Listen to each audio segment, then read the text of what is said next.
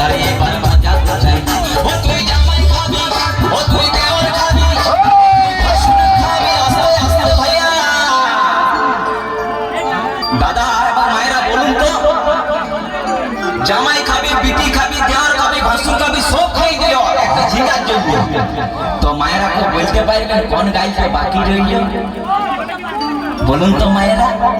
ও তুই ভাতা